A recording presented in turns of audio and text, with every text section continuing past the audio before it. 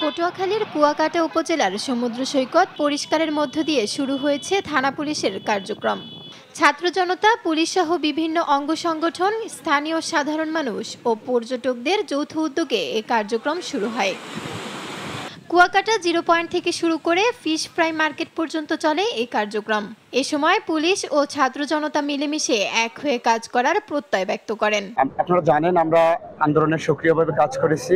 জয়ী হওয়ার পরে বাংলাদেশ পুলিশ কেউই এখন পর্যন্ত মাঠে নামেনি, বাট আমাদের যে থানা পুলিশ আছে, মহিপুর থানা পুলিশ, তারা অলরেডি মাঠে আসছে। আপনারা যারা ট্যুরিস্ট আছেন তারা নির্বিঘ্নে আমাদের কুয়াকাটা আসতে পারেন।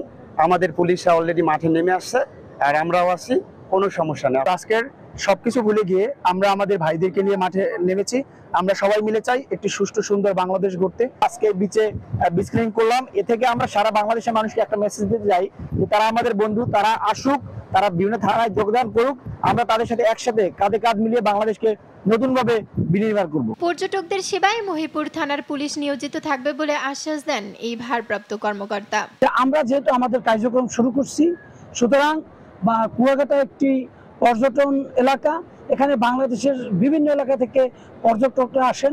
তাদেরকে আমরা আশ্বাস করতে পারি যে তারা যদি এখানে আসেন এই কুয়াকাটা ঘুরতে, আমরা তাদের সার্বিক নিরাপত্তা নিশ্চিত করব।